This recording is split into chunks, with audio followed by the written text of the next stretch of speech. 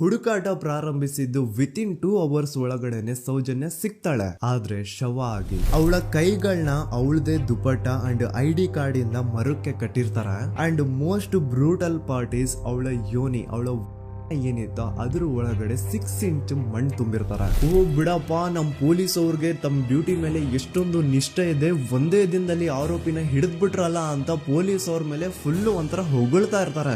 ಆದ್ರೆ ಪಾಪ ಜನರಿಗೆ ಎಲ್ಲಿ ಗೊತ್ತಿತ್ತು ಈ ಕೇಸ್ ನ ರಿಯಲ್ ಆರೋಪಿ ಬೇರೆ ಯಾರೋ ಇದಾರೆ, ಪೊಲೀಸ್ ಅವರೇ ಈ ಕೇಸ್ ನ ಮಿಸ್ಲೀಡ್ ಮಾಡೋದಕ್ಕೆ ಸುಮ್ನೆ ಸಂತೋಷ್ನ ಅರೆಸ್ಟ್ ಮಾಡಿದ್ದಾರೆ ಅಂತ. ಪೊಲೀಸ್ ಅವರು ಈ ಕೇಸ್ ಅಲ್ಲಿ ಕರಪ್ಟ್ ಆಗಿದ್ದಾರೆ, ಪೊಲೀಸ್ ಅವರೇ ಸತ್ಯ ಮುಚ್ಚಿಡ್ಲಿಕ್ಕೆ ಟ್ರೈ ಮಾಡ್ತಿದ್ದಾರೆ. ಹಾಗಾಗಿ ಈ ಕೇಸ್ ನ ಇನ್ಮುಂದೆ ಪೊಲೀಸ್ ಅವರಲ್ಲದೆ CBI ಅವರು ಇನ್ವೆಸ್ಟಿಗೇಷನ್ ಮಾಡಬೇಕು, ಈ ಕೇಸ್ ನ CBI ಒಪ್ಸಿ ಅಂತ ಅಗೇನ್ ಪ್ರೊಟೆಸ್ಟ್ ಗಳು ಸ್ಟಾರ್ಟ್ ಆಗ್ತವೆ. ಸೌಜನ್ಯ ಕೇಸ್ ಒಂದೇ ಅಲ್ಲ, ನಾರಾಯಣ ಹಾಗೂ ಯಮುನಾ ಕೇಸಲ್ಲೂ, ವೇದವಲ್ಲಿ ಕೇಸಲ್ಲೂ, ಆ ಬ್ಯಾಂಕ್ ಮ್ಯಾನೇಜರ್ ನ ಕೇಸಲ್ಲೂ ಹಾಗೂ ಪದ್ಮಲತಾ ಕೇಸಲ್ಲೂ ಸೀದಾ ಡೈರೆಕ್ಟ್ ಡೌಟ್ ಬರೋದೆ ಊರಿನ ಗೌಡ್ರ ಮೇಲೆ. ಸೌಜನ್ಯ ಕೇಸ್ ಬಿಟ್ಟು ಆ ಇನ್ನೊಂದು ಕೇಸ್ ಯಾವುದು, ಅದಕ್ಕೂ ಸಂತೋಷ್ಗೂ ಏನ್ ಸಂಬಂಧ, ಅದ್ರಲ್ಲಿ ಯಾಕೆ ಸಂತೋಷ್ನ ಪೊಲೀಸ್ ಅವರು ಫಿಟ್ ಮಾಡಿದ್ರು ಅಂತ ಪ್ರತಿಯೊಂದು ಹೇಳ್ತೀನಿ. ನಾನು ಈ ಚಾನೆಲ್ ನ ಸ್ಟಾರ್ಟ್ ಮಾಡಿದಾಗಿಂದ one of the most requested video ಬಂದು ಸೌಜನ್ಯ ಕೇಸ್ ಬಗ್ಗೆ. ಸರಿ, ನಮ್ ದೂತ ಸಭೆಯ ಪ್ರಜೆಗಳು ಇಷ್ಟೊಂದು ಕೇಳ್ತಿದಾರಲ್ಲ, ಈ ಒಂದು ಕೇಸ್ ಬಗ್ಗೆ ವಿಡಿಯೋ ಮಾಡುವ ಅಂತ ಸೌಜನ್ಯ ಕೇಸ್ ಬಗ್ಗೆ ನಾನು ರಿಸರ್ಚ್ ಸ್ಟಾರ್ಟ್ ಮಾಡಿದೆ. ಅಂಡ್ ಟ್ರಸ್ಟ್ ಮೀ, ಎಷ್ಟೊಂದು ಕಾಂಪ್ಲೆಕ್ಸ್ ಈ ಒಂದು ಕೇಸ್ ಇದೆ ಅಂತಂದ್ರೆ ನನ್ ತಲೆನೇ ಕೆಟ್ಬಿಡ್ತು. ಬಟ್ ಡೋಂಟ್ ವರಿ, ನಿಮ್ಗಂತೂ ಪ್ರತಿ ಒಂದನ್ನ ತುಂಬಾ ಸಿಂಪಲ್ ಆಗಿ ಅರ್ಥ ಮಾಡಿಸ್ತೇನೆ. ಅನ್ಕೊಳ್ಳಿ, ಒಂದು ಊರು, ಆ ಊರಲ್ಲಿ ಒಂದು ಗೌಡ್ರ ಕುಟುಂಬ ಇದೆ. ಅಂಡ್ ಆ ಗೌಡ್ರ ಕುಟುಂಬ ತುಂಬಾನೇ ಪವರ್ಫುಲ್, ಲೈಕ್ ನಾವು ಮೂವೀಸ್ ಅಲ್ಲಿ ನೋಡ್ತೀವಿ ಹಂಗೆ. ಸೊ ಗೌಡ್ರ ಊರು ಬಂದು ಧರ್ಮಸ್ಥಳ ಅಂತ. ಆ ಒಂದು ಊರಲ್ಲಿ ಇವ್ರಿಗೆ ಸಖತ್ ಕಂಟ್ರೋಲ್ ಇರುತ್ತೆ. ಈವನ್ ಅದೇ ಒಂದು ರೀಜನ್ ಅಲ್ಲಿ ಇರುವಂತಹ ಒಂದು ತುಂಬಾನೇ ಪಾಪ್ಯುಲರ್ ದೇವಸ್ಥಾನನು ಸಹ ಇವರೇ ಕಂಟ್ರೋಲ್ ಮಾಡ್ತಿರ್ತಾರೆ. ಆ ಒಂದು ದೇವಸ್ಥಾನ ಇಂದ ಈ ಗೌಡ್ರ ಕುಟುಂಬಕ್ಕೆ ಎಷ್ಟೊಂದು ದುಡ್ಡು ಬರ್ತಾ ಇರುತ್ತೆ ಅಂತಂದ್ರೆ, ಅದೇ ದುಡ್ಡಲ್ಲಿ ಇವರು ಬೇಜನ್ ಪ್ರೈವೇಟ್ ಪ್ರೈಮರಿ ಅಂಡ್ ಹೈಸ್ಕೂಲ್ಸ್ ನ ಸ್ಥಾಪನೆ ಮಾಡಿರ್ತಾರೆ, ಬೇಜನ್ ಪ್ರೈವೇಟ್ ಮೆಡಿಕಲ್ ಕಾಲೇಜಸ್ ಇರ್ತವೆ, ಅಂಡ್ ಬೇಜನ್ ಪ್ರೈವೇಟ್ ದೊಡ್ಡ ದೊಡ್ಡ ಹಾಸ್ಪಿಟಲ್ಸ್ ಇರ್ತವೆ. ಒಟ್ಟಲ್ಲಿ ಹೇಳ್ಬೇಕು ಅಂತಂದ್ರೆ ದುಡ್ಡಿನ ಸುರಿಮಳೆ ಇವ್ರಿಗೆ. ನೋಡಿ, ನಮ್ಮ ಭಾರತ ದೇಶದಲ್ಲಿ ಒಂದು ಕಾನೂನು ಇದೆ, ದ ರಿಲಿಜಿಯಸ್ ಎಂಡೋಮೆಂಟ್ ಆಕ್ಟ್ 1863 ಅಂತ. ಬೇಸಿಕಲಿ ಈ ಒಂದು ಕಾನೂನು ಏನ್ ಹೇಳುತ್ತೆ ಅಂತಂದ್ರೆ, ಭಾರತದಲ್ಲಿ ಯಾವ್ದೆಲ್ಲ ಹಿಂದೂ ಟೆಂಪಲ್ಸ್ ಇದಾವೋ ಅವೆಲ್ಲ ಗವರ್ಮೆಂಟ್ ಪ್ರಾಪರ್ಟಿ. ಆ ಹಿಂದೂ ಟೆಂಪಲ್ಸ್ ನ ಮ್ಯಾನೇಜ್ಮೆಂಟ್ ಎಲ್ಲ ಗವರ್ಮೆಂಟ್ ಕೈಗೆ ಹೋಗಿ ಗವರ್ಮೆಂಟ್ ಡಿಸೈಡ್ ಮಾಡುತ್ತೆ ಆ ಮ್ಯಾನೇಜ್ಮೆಂಟ್ ಅಲ್ಲಿ ಯಾರ್ ಕೆಲ್ಸಕ್ಕೆ ಇರಬೇಕು, ಯಾರ್ ಕೆಲ್ಸಕ್ಕೆ ಇರಬಾರ್ದು, ಅಂಡ್ ಆ ಟೆಂಪಲ್ ಇಂದ ಬರ್ತಿರುವಂತಹ ಡೊನೇಷನ್ ಅಮೌಂಟ್ ನ ಏನ್ ಮಾಡ್ಬೇಕು ಅಂತ. ಸೊ ಈ ಒಂದು ಕಾನೂನಿನ ಪ್ರಕಾರ ಗವರ್ಮೆಂಟ್ ಇಂಡಿಯಾದಲ್ಲಿ ಇರುವಂತಹ ಆಲ್ಮೋಸ್ಟ್ ಎಲ್ಲಾ ಹಿಂದೂ ಟೆಂಪಲ್ಸ್ ನ ತನ್ನ ಕಂಟ್ರೋಲ್ ಅಲ್ಲಿ ತಗೋತಾ ಇರ್ಬೇಕಾದ್ರೆ ಗವರ್ಮೆಂಟ್ ಅಫಿಷಿಯಲ್ಸ್ ಧರ್ಮಸ್ಥಳ ಶ್ರೀ ಮಂಜುನಾಥ ದೇವಸ್ಥಾನಕ್ಕೂ ರೀಚ್ ಔಟ್ ಮಾಡ್ತಾರೆ. ಅಂಡ್ ಆಗ ಇಷ್ಟು ದಿನ ಟೆಂಪಲ್ ನ ಕಂಟ್ರೋಲ್ ಮಾಡ್ತಿದ್ದಂತಹ ಆ ಗೌಡ್ರ ಕುಟುಂಬ ಏನ್ ಹೇಳುತ್ತೆ ಗೊತ್ತಾ, ಇಲ್ಲ ಇಲ್ಲ, ಇದು ಹಿಂದೂ ಟೆಂಪಲ್ ಅಲ್ಲ, ಇದು ಜೈನ್ ಫ್ಯಾಮಿಲಿಗೆ ಬಿಲಾಂಗ್ ಮಾಡುವಂತಹ ಒಂದು ಪ್ರೈವೇಟ್ ಟೆಂಪಲ್ ಅಂತ ಹೇಳ್ತಾರೆ. ನಾನ್ ಇಷ್ಟು ದಿನ ಧರ್ಮಸ್ಥಳ ಶ್ರೀ ಮಂಜುನಾಥ ದೇವಸ್ಥಾನ ಒಂದು ಹಿಂದೂ ಟೆಂಪಲ್ ಅಂತ ಅನ್ಕೊಂಡಿದ್ದೆ. ಆದ್ರೆ ಈಗಷ್ಟೇ ನನಗೂ ಗೊತ್ತಾಗಿದ್ದು ಇದು ಹಿಂದೂ ಟೆಂಪಲ್ ಅಲ್ಲ, ಇದು ಒಂದು ಜೈನ್ ಫ್ಯಾಮಿಲಿಗೆ ಬಿಲಾಂಗ್ ಮಾಡುವಂತಹ ಪ್ರೈವೇಟ್ ಜೈನ್ ಟೆಂಪಲ್ ಅಂತ. ಸೊ ಹೀಗಾಗಿ ಗವರ್ಮೆಂಟ್ ಅಫಿಷಿಯಲ್ಸ್ ಏನೂ ಮಾಡಕ್ಕಾಗದೆ ಇವತ್ತಿನವರೆಗೂ ಈ ಒಂದು ಧರ್ಮಸ್ಥಳ ಶ್ರೀ ಮಂಜುನಾಥ ದೇವಸ್ಥಾನನ ಒಂದು ಪ್ರೈವೇಟ್ ಟ್ರಸ್ಟ್ ನಡೆಸ್ಕೊಂಡು ಹೋಗ್ತಿದೆ. ಅಂಡ್ ಆ ಪ್ರೈವೇಟ್ ಟ್ರಸ್ಟ್ ನ ಓನರ್ ಯಾರು, ಅದೇ ಗೌಡ್ರ ಕುಟುಂಬ. ನೋಡಿ, ನಾನು ಈ ವಿಡಿಯೋದಲ್ಲಿ ಯಾರ್ದನ್ನು ರಿಯಲ್ ನೇಮ್ಸ್ ನ ಬಳಸ್ತಿಲ್ಲ. ಪ್ರೀವಿಯಸ್ಲಿ ಬೇರೆ ಯೂಟ್ಯೂಬರ್ಸ್ ತಮ್ಮ ವಿಡಿಯೋಸ್ ಅಲ್ಲಿ ರಿಯಲ್ ನೇಮ್ಸ್ ನ ಬಳಸಿದ್ದಾರೆ ಅನ್ನೋ ಒಂದೇ ಒಂದು ಕಾರಣಕ್ಕೆ ಅವ್ರ ವಿಡಿಯೋಸ್ ನ ಡಿಲೀಟ್ ಮಾಡಿಸಿದ್ದಾರೆ. ಸೊ ಅವ್ರ ಜೊತೆ ಆಗಿದ್ದು ನನ್ ಜೊತೆ ಆಗೋದ್ ಬೇಡ, ಸತ್ಯ ಮುಚ್ಚೋಗೋದು ನನ್ಗಿಷ್ಟ ಇಲ್ಲ. ಹಾಗಾಗಿ ನಾನಿಲ್ಲಿ ರಿಯಲ್ ನೇಮ್ಸ್ ನ ಬಳಸ್ತಿಲ್ಲ. ಆದ್ರೆ ನಾನು ಯಾರನ್ನ ಪಾಯಿಂಟ್ ಔಟ್ ಮಾಡಿ ಹೇಳ್ತಿದ್ದೀನಿ ಅನ್ನೋದು ಮಾತ್ರ ನಿಮಗೆ ತುಂಬಾ ಕ್ಲಿಯರ್ಲಿ ಅರ್ಥ ಆಗುತ್ತೆ. Don't worry.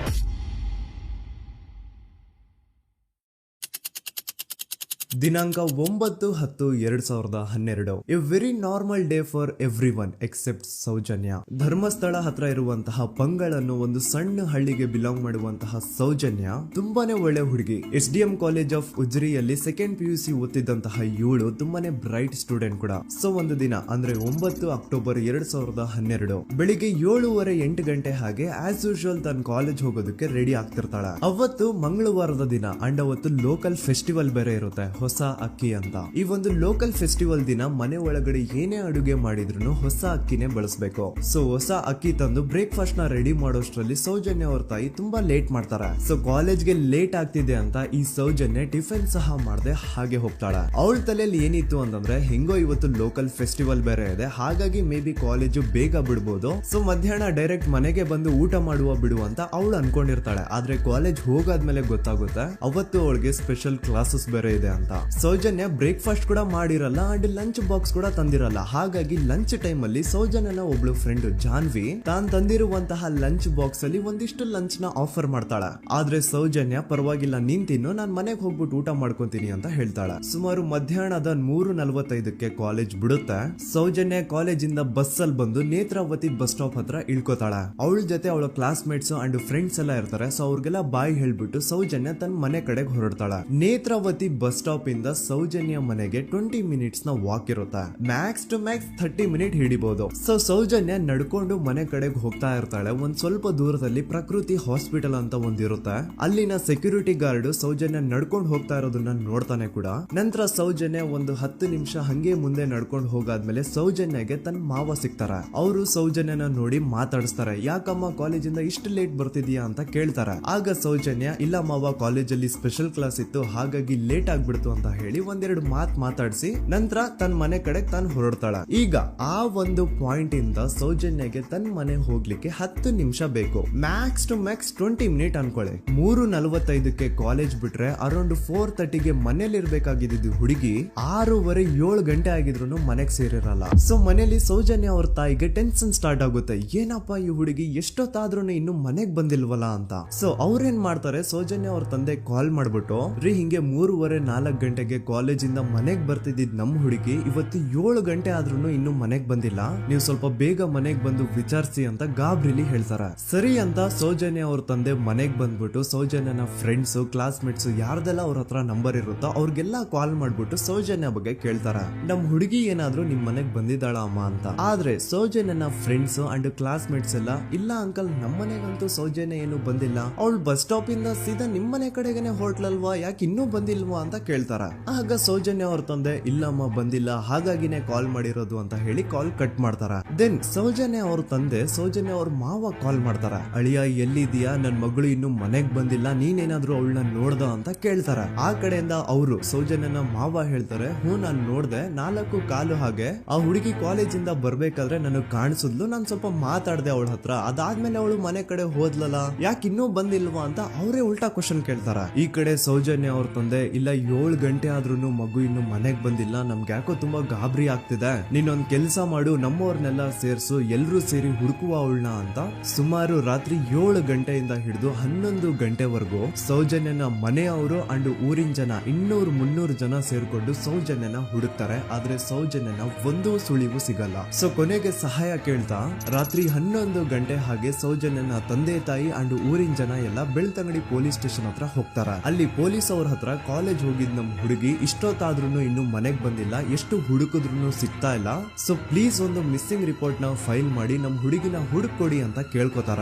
ಆದ್ರೆ ಪೊಲೀಸ್ ಅವರು ಒಪ್ಪಲ್ಲ. ಇಲ್ಲ ಯಾವುದೇ ಪರ್ಸನ್ ಮಿಸ್ಸಿಂಗ್ ಆದ್ರೆ ಆಫ್ಟರ್ 24 ಅವರ್ಸ್ ಆದ್ಮೇಲೆ ರಿಪೋರ್ಟ್ ಫೈಲ್ ಮಾಡಕ್ಕಾಗೋದು. ಸೊ ನೀವ್ ಒಂದ್ ಕೆಲ್ಸ ಮಾಡಿ, ಈಗ ಮನೆಗ್ ಹೋಗಿ ನಾಳೆ ಬೆಳಿಗ್ಗೆವರೆಗೂ ನೋಡಿ, ನಾಳೆ ಬೆಳಿಗ್ಗೆವರೆಗೂ ನಿಮ್ ಮಗಳು ನಿಮ್ ಮನೆಗ್ ಬಂದಿಲ್ಲ ಅಂತಂದ್ರೆ ಆಗ ಬಂದ್ಬಿಟ್ಟು ಮಿಸ್ಸಿಂಗ್ ರಿಪೋರ್ಟ್ ನ ಫೈಲ್ ಮಾಡಿಸಿ ಅಂತ ಹೇಳಿ ಕಳಿಸ್ತಾರ.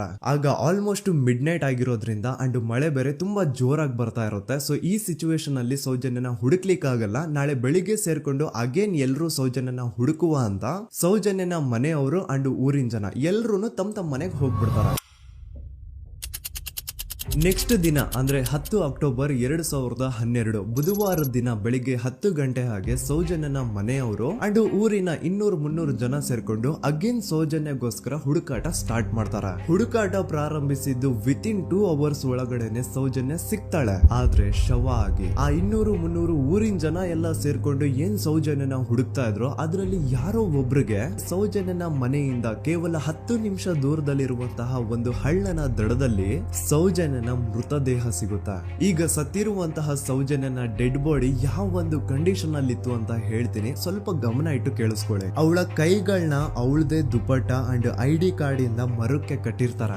ಅವಳ ಬಾಡಿ ಎಲ್ಲ ನೇಕೆಡ್ ಇರುತ್ತೆ, ಮೈ ಮೇಲೆ ಸರಿಯಾದ ಬಟ್ಟೆ ಇರಲ್ಲ, ಮೈ ಮೇಲೆ ಮಲ್ಟಿಪಲ್ ಕಟ್ ಮಾರ್ಕ್ಸ್ ಇರುತ್ತೆ, ತುಂಬಾ ಜೋರಾಗಿ ಹೊಡೆದಿರುವಂತಹ ಗಾಯಗಳು ಮೈ ಮೇಲೆ ಎದ್ದು ಕಾಣಿಸ್ತಿರ್ತವೆ. ಅವಳ ರಿಪ್ಸ್ ಎದೆ ಭಾಗದ ಮೂಳೆಗಳೆಲ್ಲ ಮುರಿದು ಹೋಗ್ಬಿಟ್ಟಿರ್ತವೆ. And most brutal part is ಅವಳ ಯೋನಿ, ಅವಳ ಏನಿತ್ತು ಅದ್ರ ಒಳಗಡೆ 6 ಇಂಚ್ ಮಣ್ಣು ತುಂಬಿರ್ತಾರೆ. ಆ ಬಾಡಿ ಕಂಡೀಷನ್ ನ ನೋಡಿದಾದ್ಮೇಲೆ ಒಂದಂತೂ ತುಂಬಾ ಕ್ಲಿಯರ್ ಆಗಿ ಅರ್ಥ ಆಗುತ್ತೆ, ಅವಳನ್ನ ಯಾರೋ ತುಂಬಾ ಫೋರ್ಸ್ಫುಲಿ ಮಾಡಿ ನಂತರ ನಿರ್ದಯವಾಗಿ ಸಾಯಿಸಿದ್ದಾರೆ ಅಂತ. ಇಲ್ಲಿ ಕ್ರಿಮಿನಲ್ಸ್ ನ ಬುದ್ಧಿವಂತಿಕೆ ನೋಡಿ ಪೊಲೀಸ್ ಅವ್ರಿಗೆ ಏನೂ ಸುಳಿವು ಸಿಗ್ಬಾರ್ದು ಅಂತ ಅವಳ ಯೋನಿ ಒಳಗಡೆ 6 ಇಂಚ್ ಅಷ್ಟು ಮಣ್ಣು ತುಂಬ ಹೋಗಿರ್ತಾರೆ. ಸೊ ದೆನ್ ಪೊಲೀಸ್ ಅವ್ರಿಗೆ ವಿಷಯ ಗೊತ್ತಾಗುತ್ತೆ. ಅವರು ಸ್ಪಾಟ್ ಗೆ ಬಂದು ಸೌಜನ್ಯನ ಬಾಡಿನ ರಿಕವರ್ ಮಾಡಿ ಆ ಒಂದು ಸ್ಪಾಟ್ ನ ಕಂಪ್ಲೀಟ್ ಸೀಸ್ ಮಾಡ್ತಾರ.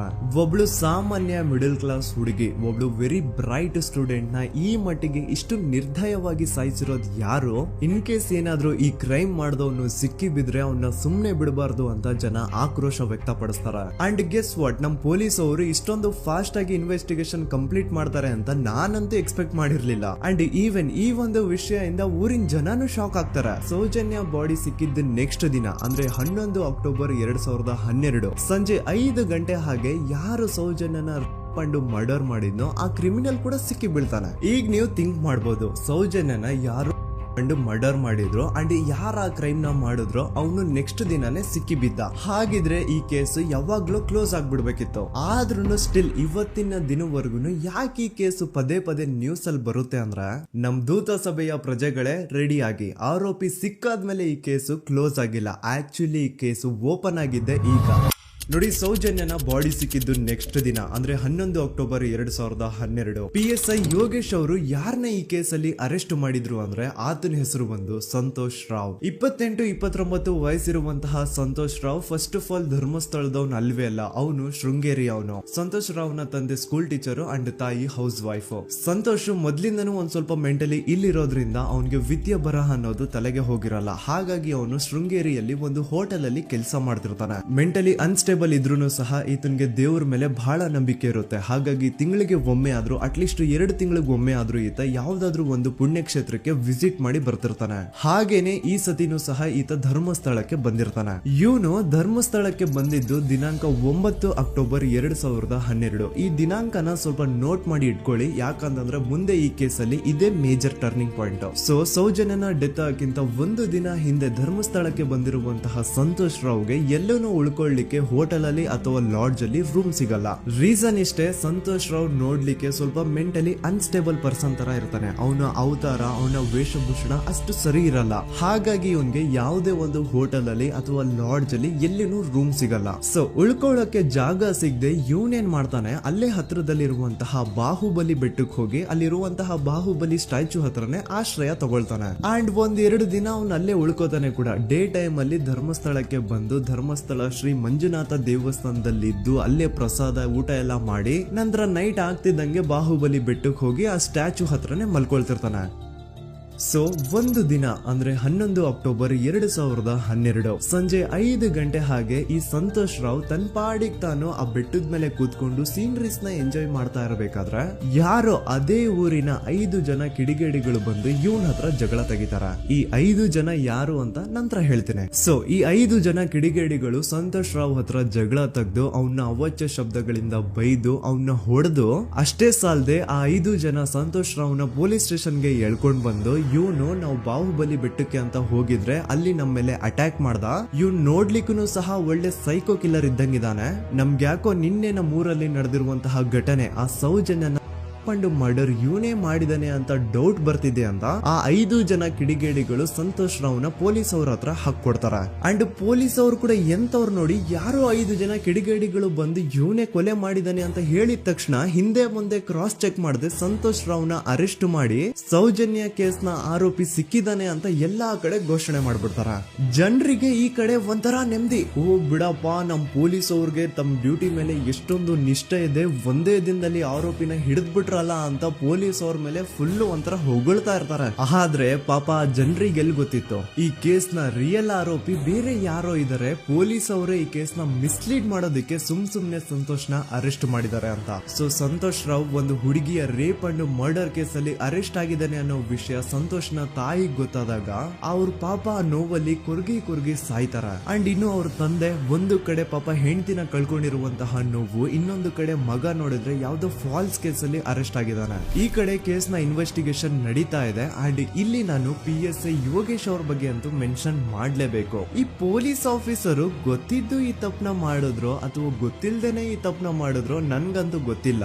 ಸೊ ಇವ್ರು ಏನ್ ಮಾಡ್ತಾರೆ ಅಂತಂದ್ರೆ, ಸೌಜನ್ಯನ ಬಾಡಿನ ಪೋಸ್ಟ್ ಮಾರ್ಟಮ್ ಗೆ ಕಳಿಸಿದಾಗ ಡಾಕ್ಟರ್ಸ್ ಹಂಗೋ ಹಿಂಗೋ ಮಾಡಿ ಇಂದ ಕೆಲವೊಂದು ಸ್ಪಾಮ್ ನ ಸ್ಯಾಂಪಲ್ಸ್ ಕಲೆಕ್ಟ್ ಮಾಡ್ತಾರ. ಅದನ್ನ ಅವರು PSI ಯೋಗೇಶ್ಗೆ ಕೊಟ್ಟು ಇದನ್ನ ವಿತಿನ್ 72 ಅವರ್ಸ್ ಒಳಗಡೆ ಇನ್ನೊಂದು ಲ್ಯಾಬ್ ಗೆ ಸಬ್ಮಿಟ್ ಮಾಡಿ ಅಂತ ತುಂಬಾ ಕ್ಲಿಯರ್ ಆಗಿ ಹೇಳ್ತಾರ. ಆದ್ರೆ PSI ಯೋಗೇಶ್ ಆ ಸ್ಪಾಮ್ ಸ್ಯಾಂಪಲ್ಸ್ ನ ವಿತಿನ್ 72 ಅವರ್ಸ್ ಒಳಗಡೆ ಲ್ಯಾಬ್ ಕಳ್ಸೋದಿರ್ಲಿ, ಅದನ್ನ 12 ದಿನ ಆದ್ಮೇಲೆ ಲ್ಯಾಬ್ ಕಳಿಸ್ತಾರ. ಅಷ್ಟೊತ್ತಿಗೆ ಆಲ್ರೆಡಿ ಆ ಸ್ಪಾಮ್ ಸ್ಯಾಂಪಲ್ಸ್ ಗೆಲ್ಲ ಫಂಗಸ್ ಹಿಡಿದು ಅದು ಅನ್ಫಿಟ್ ಫಾರ್ ಟೆಸ್ಟಿಂಗ್ ಅಂತ ಬರುತ್ತಾ. ಈಗ ನೀವೇ ಹೇಳಿ, ಎಂತ ಡಂಬೆಸ್ಟ್ ಪರ್ಸನ್ ಪೊಲೀಸ್ ಆಫೀಸರ್ ಆಗಿದ್ರು ಅವನ ಹತ್ರ ಒಂದು ಮರ್ಡರ್ ಕೇಸ್ ಬಂದಾಗ ಅವನ ಹತ್ರ ಇರೋ ಮೇನ್ ಸಾಕ್ಷಿನೇ, ಮೇನ್ ಎವಿಡೆನ್ಸ್ ಆ ಹುಡುಗಿಯ ಕಲೆಕ್ಟ್ ಆಗುವಂತಹ ಸ್ಪರ್ಮ್ ಸ್ಯಾಂಪಲ್ಸ್. ಸೊ ಅದನ್ನ ಮೊದಲು ಲ್ಯಾಬ್ ಕಳಿಸಿ ಅದನ್ನ ಐಡೆಂಟಿಫೈ ಮಾಡೋದು ಪೊಲೀಸ್ ಅವರ ಫಸ್ಟ್ ಡ್ಯೂಟಿ. ಆದ್ರೆ ಇಲ್ಲಿ PSI ಯೋಗೇಶ್ ಅವರು ಇದನ್ನೇ ಮರ್ತು ಹೋದ್ರು ಅಂತ ನೋಡಿ. ಯಾವುದೇ ಒಂದು ಕೇಸ್ ಅಲ್ಲಿ ಪೊಲೀಸ್ ಅವರು ಆದಷ್ಟು ಎವಿಡೆನ್ಸ್ ನ ಕಲೆಕ್ಟ್ ಮಾಡೋದಕ್ಕೆ ಟ್ರೈ ಮಾಡ್ತಾರ. ಆದ್ರೆ ಈ ಒಂದು ಕೇಸ್ ಅಲ್ಲಿ ಮಾತ್ರ ಪೊಲೀಸ್ ಅವರು ಎವಿಡೆನ್ಸ್ ನ ಕಲೆಕ್ಟ್ ಮಾಡೋ ಬದಲಾಗಿ ಎವಿಡೆನ್ಸ್ ನ ಡಿಸ್ಟ್ರಾಯ್ ಮಾಡೋದ್ರಲ್ಲಿ ಮುಂದೆ ಇದ್ರು. ಅಷ್ಟೇ ಅಲ್ಲದೆ ಈ ಪೊಲೀಸ್ ಆಫೀಸರ್ ಸೇರ್ಕೊಂಡು ಸಂತೋಷ್ ರಾವ್ಗೆ ಸೆಲ್ ಅಲ್ಲಿ ಎಂತ ಟಾರ್ಚರ್, ಎಂತ ಹಿಂಸೆ ಕೊಡ್ತಾರೆ ಅಂದ್ರೆ ನೆನ್ಸ್ಕೊಂಡ್ರೆ ಮೈ ಜುಮ್ ಅನ್ನುತ್ತಾ. ಹೊಡಿಯೋದು, ಕೆಟ್ಟದಾಗ ಬೈಯೋದು, ಇದೆಲ್ಲ common. Most brutal parties Santosh ರಾವ್ನ ಪ್ಯಾಂಟ್ ಬಿಚ್ಚಿ ಅವನ ಪ್ರೈವೇಟ್ ಪಾರ್ಟ್ ಮೇಲೆ ಬಿಸಿ ಬಿಸಿ ಕುದೀತಾ ಇರುವಂತಹ ನೀರ್ ಚಲ್ತಾರ. ಈ ಕ್ರೈಮ್ ನೀನೇ ಮಾಡಿದ್ಯಾ ಅಂತ ಒಪ್ಕೋ, ಇಲ್ಲ ಅಂತಂದ್ರೆ ನಿನ್ನ ಸೆಲ್ ಒಳಗಡೆನೆ ಸಾಯಿಸ್ಬಿಡ್ತೀವಿ, ನಿನ್ನ ತಂದೆ ತಾಯಿ ಎಲ್ರು ಸಾಯಿಸ್ಬಿಡ್ತೀವಿ ಅಂತ ಬ್ಲಾಕ್ ಮೇಲ್ ಮಾಡ್ತಾರ. ನೋಡಿ, ಸಂತೋಷ್ ರಾವ್ ಜಾಗದಲ್ಲಿ ನನ್ನಂತ ನಿಮ್ಮಂತ ನಾರ್ಮಲ್ ಪರ್ಸನ್ ಯಾರಾದ್ರೂ ಇದ್ದಿದ್ರೆ ಪೊಲೀಸ್ ಅವರು ಕೊಡ್ತಿರುವಂತಹ ಹಿಂಸೆನ ತಡ್ಕೊಳಕ್ಕಾಗದೆ ಆ ಕ್ರೈಮ್ ಮಾಡಿಲ್ಲ ಅಂದ್ರೂ ಮಾಡಿದೀನಿ ಅಂತ ಒಪ್ಕೊಬಿಡ್ತಾ ಇದ್ವಿ. ಆದ್ರೆ ಸಂತೋಷ್ ರಾವ್ ಮೆಂಟಲಿ ಇಲ್ಲಿರೋದೇ ಅವನ್ಗೆ ಅಡ್ವಾಂಟೇಜ್ ಆಗೋಯ್ತು. ಪೊಲೀಸ್ಗಳು ಸಂತೋಷ್ ರಾವ್ಗೆ ಎಷ್ಟೇ ಹೊಡೆದ್ರು, ಎಷ್ಟೇ ಬೈದ್ರು, ಎಷ್ಟೇ ಬ್ಲಾಕ್ ಮೇಲ್ ಮಾಡಿದ್ರು ಸಂತೋಷ್ ರಾವ್ ಬಾಯಲ್ಲಿ ನಾನ್ ಈ ಕ್ರೈಮ್ ನ ಮಾಡಿಲ್ಲ ಅಂತಾನೆ ಬರುತ್ತೆ ಹೊರತು ಆ ಕ್ರೈಮ್ ನ ಅವನು ಒಪ್ಕೊಳ್ಳೋದೇ ಇಲ್ಲ. ದೆನ್ ಕೋರ್ಟ್ ಟ್ರಯಲ್ಸ್ ಸ್ಟಾರ್ಟ್ ಆಗುತ್ತೆ. ಈ ಕ್ರೈಮ್ ನ ಸಂತೋಷೇ ಮಾಡಿದಾನೆ ಅಂತ ಸೌಜನ್ಯ ಕಡೆಯ ಲಾಯರ್ ವಾದ ಮಾಡ್ತಾನೆ.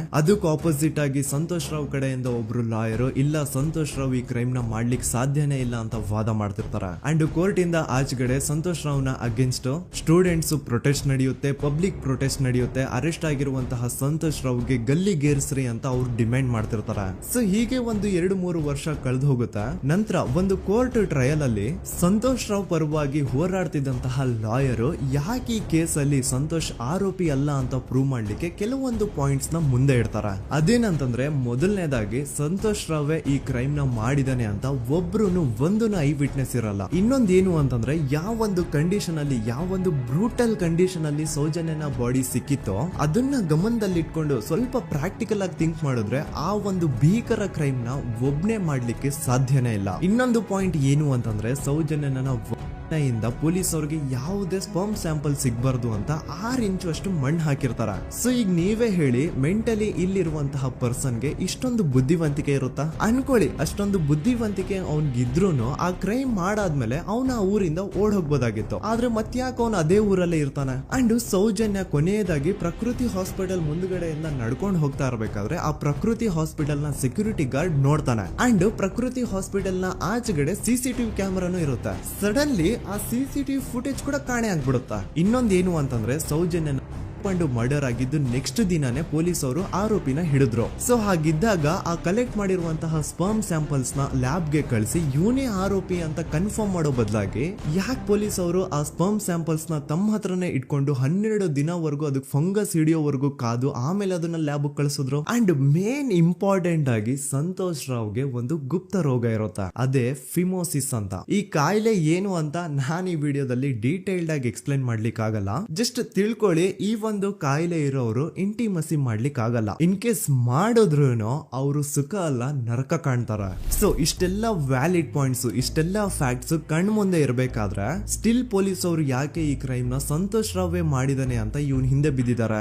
ಯಾಕೆ ಅವರು ಈ ಕ್ರೈಮ್ ಇವನ್ ಬಿಟ್ರೆ ಬೇರೆ ಯಾರಾದ್ರೂ ಮಾಡಿರ್ಬೋದಲ್ಲ ಅಂತ ಆ ಆಂಗಲ್ ಅಲ್ಲಿ ಇನ್ವೆಸ್ಟಿಗೇಷನ್ ಮಾಡ್ತಿಲ್ವಲ್ಲ ಅಂತ ಪೊಲೀಸ್ ಅವರ ಇನ್ವೆಸ್ಟಿಗೇಷನ್ ಮೇಲೆ ಈಗ ಕ್ವಶನ್ ಬರುತ್ತೆ. So after hearing all of this, ಎಲ್ಲರಿಗೂ ಈಗ ಪೊಲೀಸ್ ಅವರ ಇನ್ವೆಸ್ಟಿಗೇಷನ್ ಇನ್ವೆಸ್ಟಿಗೇಷನ್ ಮೇಲೆ ಡೌಟ್ ಬರುತ್ತೆ. ಅಂಡ್ ಈವನ್ ಸೌಜನ್ಯ ಅವ್ರ ಮನೆಯವರು ಕೂಡ ನಿಜವಾದ ಆರೋಪಿ ಸಂತೋಷ್ ಅಲ್ಲ ಅಂತ ತಮ್ಮ ಅಭಿಪ್ರಾಯನ ವ್ಯಕ್ತಪಡಿಸ್ತಾರೆ. ಆಗ ಅಲ್ಲಿವರೆಗೂ ಸಂತೋಷ್ ರಾವ್ನ ಗಲ್ಲಿಗೇರಿಸಿ ಅಂತ ಏನು student protest and public protest ಎಲ್ಲ ನಡೀತಾ ಇತ್ತು, ಈಗ ಅದೆಲ್ಲ ನಿಂತು ಹೋಗಿ ಎಲ್ಲಾ ಹೇಟ್ರೇಡ್ ಪೊಲೀಸ್ ಅವ್ರ ಕಡೆಗೆ ಹೋಗುತ್ತೆ. ಪೊಲೀಸ್ ಅವರು ಈ ಕೇಸಲ್ಲಿ ಕರಪ್ಟ್ ಆಗಿದ್ದಾರೆ, ಪೊಲೀಸ್ ಅವರೇ ಸತ್ಯ ಮುಚ್ಚಿಡ್ಲಿಕ್ಕೆ ಟ್ರೈ ಮಾಡ್ತಿದ್ದಾರೆ. ಹಾಗಾಗಿ ಈ ಕೇಸ್ ನ ಇನ್ ಮುಂದೆ ಪೊಲೀಸ್ ಅವರಲ್ಲದೆ ಸಿಬಿಐ ಅವರು ಇನ್ವೆಸ್ಟಿಗೇಷನ್ ಮಾಡಬೇಕು, ಈ ಕೇಸ್ ನ ಸಿಬಿಐ ಒಪ್ಸಿ ಅಂತ ಅಗೇನ್ ಪ್ರೊಟೆಸ್ಟ್ ಗಳು ಸ್ಟಾರ್ಟ್ ಆಗ್ತವೆ. ಸೊ ಧರ್ಮಸ್ಥಳದಲ್ಲಿ ಇಷ್ಟೊಂದು ಹೋರಾಟಗಳಾಗ್ತಿದಾವೆ, ಒಬ್ಳು ಹುಡುಗಿ ಜೊತೆ ಇಷ್ಟೊಂದು ಅನ್ಯಾಯ ಆಗಿದೆ, ಆದ್ರೂ ಸಹ ಧರ್ಮಾಧಿಕಾರಿ ಏನು ಮಾತೇ ಆಡ್ತಿಲ್ವಲ್ಲ ಈ ಹುಡುಗಿ ಬಗ್ಗೆ ಅಂತ ಜನರು ಪ್ರಶ್ನೆ ಮಾಡಿದಾಗ ಆಗ ಧರ್ಮಾಧಿಕಾರಿನೂ ಜನರು ಮುಂದೆ ಬಂದ್ಬಿಟ್ಟು ಈ ಕೇಸ್ ನ ಸಿಬಿಐ ಒಪ್ಸಿ ಅಂತ ಹೋರಾಟ ಮಾಡ್ತಾರ.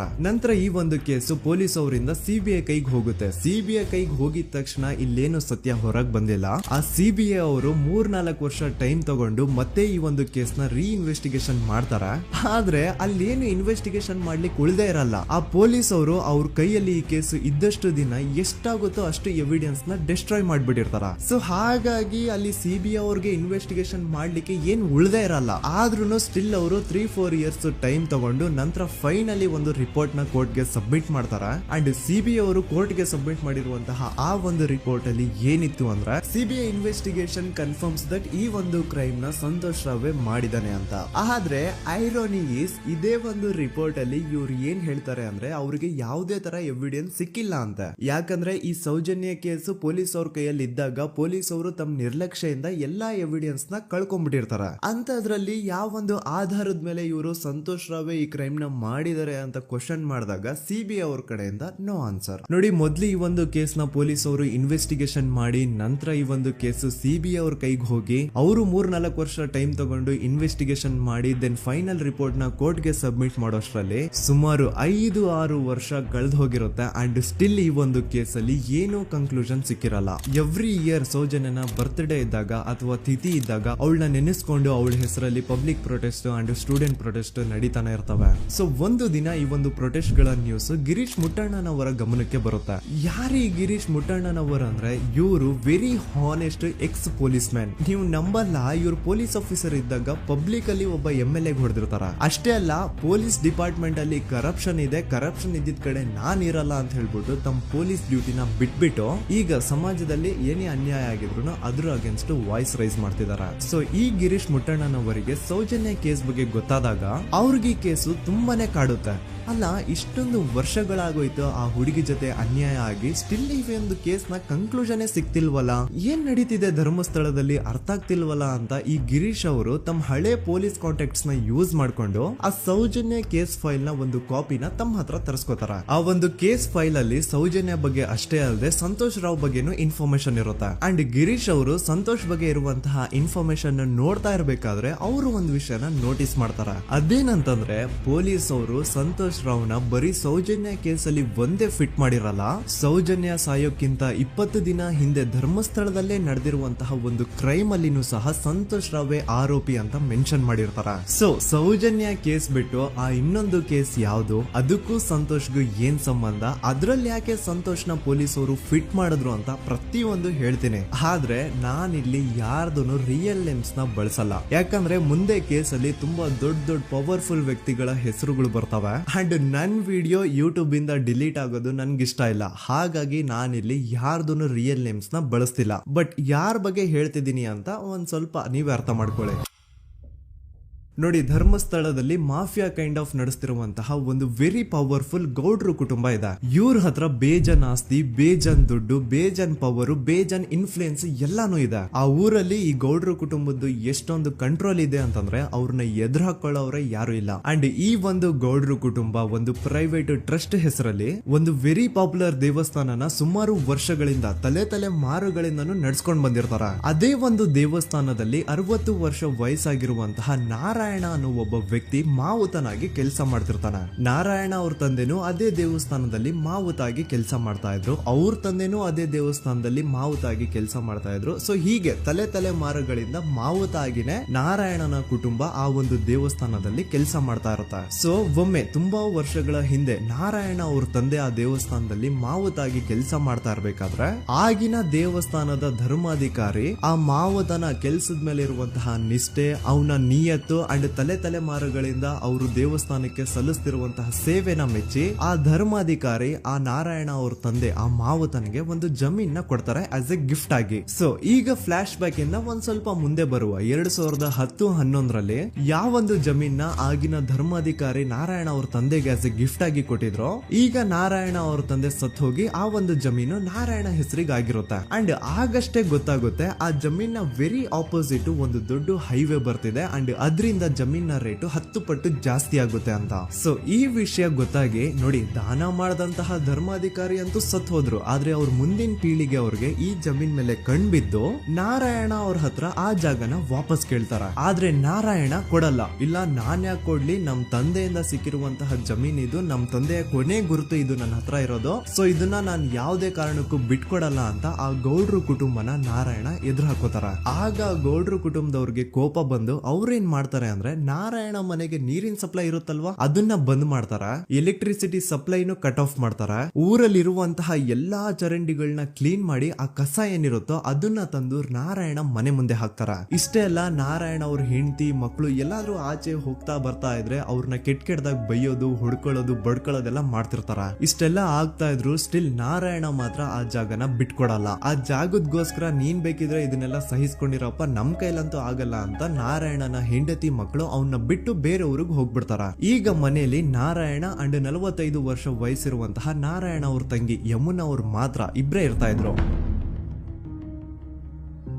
ಸೊ ಒಂದೊಳ್ಳೆ ಅವಕಾಶ ನೋಡ್ಕೊಂಡು 21 ಸೆಪ್ಟೆಂಬರ್ 2012 ಮನೆಯಲ್ಲಿ ನಾರಾಯಣ ಹಾಗೂ ಯಮುನಾ ಇರ್ಬೇಕಾದ್ರೆ ಯಾರೋ ಮನೆ ಒಳಗಡೆ ನುಗ್ಗಿ ನಾರಾಯಣನ್ಗೆ ಹೊಡೆದು ಯಮುನಾಗೂ ಸಹ ಹೊಡೆದು ನಂತರ ಅವಳು ಮಾಡಿ ದೆನ್ ನಾರಾಯಣ ಹಾಗೂ ಯಮುನನ ತಲೆನ ಒಂದು ರುಬ್ಬಗುಂಡಿಂದ ಚಚ್ಚಿ ಸಾಯಿಸ್ಬಿಡ್ತಾರ. ಈ ಕೊಲೆ ಆಗಿದ್ದು ಕಳ್ಳತನಗೋಸ್ಕರ ಅಂತ ಪೊಲೀಸ್ ಅವರು ತಮ್ಮ ರಿಪೋರ್ಟ್ ಅಲ್ಲಿ ಬರೀತಾರ. ಆದ್ರೆ ಪಾಯಿಂಟ್ ಏನ್ ಗೊತ್ತಾ, ಆ ಮನೇಲಿ ಒಂದ್ ಸ್ವಲ್ಪನೂ ಹಣ ಆಗ್ಲಿ ಅಥವಾ ಬಂಗಾರ ಆಗ್ಲಿ ಕಳ್ಳತನ ಆಗಿರಲ್ಲ. ಕಳ್ಳತನ ಆಗಿರೋದು ಕೇವಲ ಆ ಮೇನ್ ರೋಡ್ ಅಲ್ಲಿ ಇದ್ದಂತಹ ಪ್ರಾಪರ್ಟಿ ಪೇಪರ್ಸ್.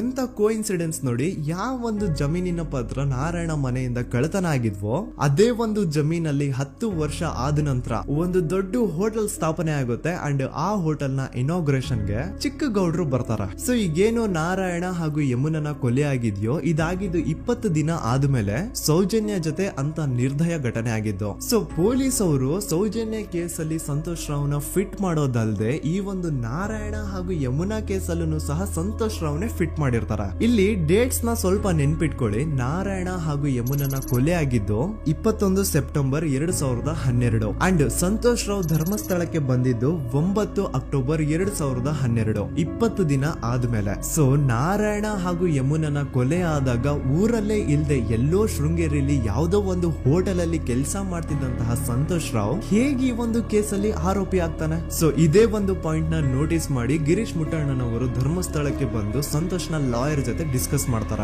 ದೆನ್ ಫೈನಲಿ ಏನೋ ತಪ್ಪು ಮಾಡದೆ ಸುಳ್ಳು ಆರೋಪಗಳಿಂದ ಕರಪ್ಟ್ ಪೊಲೀಸ್ ಆಫೀಸರ್ಸ್ ನ ಮಿಸ್ಲೀಡಿಂಗ್ ಇನ್ವೆಸ್ಟಿಗೇಷನ್ ಇಂದ ಸಂತೋಷ್ ರಾವ್ ತನ್ನ ಜೀವನದ 8-10 ವರ್ಷನ ಜೈಲಲ್ಲಿ ಕಳೆದು ಫೈನಲಿ ರಿಲೀಸ್ ಆಗ್ತಾನೆ. ಒಂಥರ ಈ ಕೇಸಿಂದ ಸಂತೋಷ್ ರಾವ್ನ ಇಡೀ ಲೈಫ್ ಸ್ಪಾಯ್ಲ್ ಆಗೋಯ್ತು. ಈಗ ಸಂತೋಷ್ ರಾವ್ ರಿಯಲ್ ಆರೋಪಿ ಅಲ್ಲ ಅಂತ ಕೋರ್ಟ್ ಅಲ್ಲಿ ಪ್ರೂವ್ ಆಯ್ತು. ಹಾಗಿದ್ರೆ ರಿಯಲ್ ಆರೋಪಿ ಯಾರು? ಪೊಲೀಸ್ ಅವರು ಯಾಕೆ ಕೇಸಲ್ಲಿ ಇಷ್ಟೊಂದು ಅನ್ಫೇರ್ ಇನ್ವೆಸ್ಟಿಗೇಷನ್ ಮಾಡಿದ್ರು?